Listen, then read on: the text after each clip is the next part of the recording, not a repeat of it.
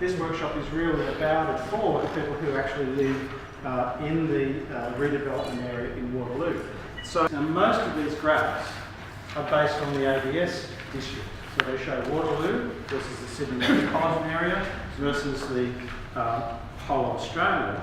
And you'll see, for example, in the first one about age, that Waterloo has a striking thing about it in terms of it has a massive spike in the age groups between 20 and 34. It's actually quite a young area. Our discussions with people around the place, and these are the questions. On all those levels. Yes. You look at the greater area. But is it working? That's very interesting, that the distinction between the age thing. That's right, because it used to always be that. There is evidence that a long commute is actually very detrimental to your health. There's actually really solid evidence that says long commuting has poor health outcomes. So we need people living near their jobs. There's a couple of things I think I'd like to draw out of what you were just saying.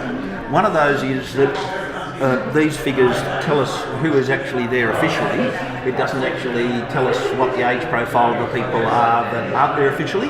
We spoke a lot about the age difference, and we were really interested in the sort of significant difference between age across the age graph and then the age graph specifically within the redevelopment and how sort of the disparity there. Basically spent most of the time sort of going through the different graphs and statistics and things, and I think sort of the general view is it already looks like a pretty mixed community when you look at this. That, you know, there's a lot of people gainfully employed, there's a lot of people on welfare, there's a sort of a reasonable mix. It's not an exact replica of Australia. One of the things about social mix is this idea that I was talking about before about emulation or kind of role modeling, the idea that people will improve their circumstances if they live near other people with better circumstances than them. And so this has been one of the key things that's been studied to death, all right, was in your groups to have a look at, now after that long discussion about why this has been done and how it could be done and how it might not be done, was to actually look at this chart here where we're looking at the threats or fears and the hopes or opportunities about social mix. And what I would like people to do, just very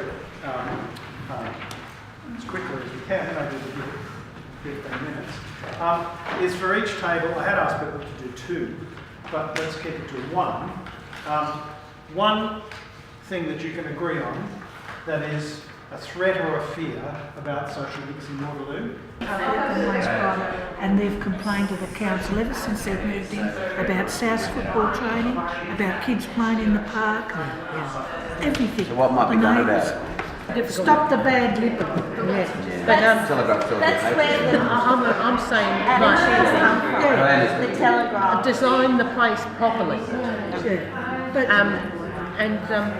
I don't know, as I said before, if you go over to Second and look at the development there, no, you can't actually. There are 2 buildings that are actually City West, affordable housing, and you wouldn't be able to tell which ones they are unless you know where they are.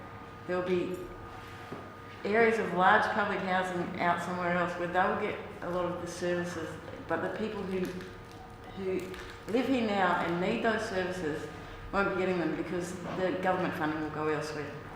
Housing neighbourhood. Yeah. There's a hopeful opportunity there that there's equal access for the children of all the residents. Okay, thanks everybody.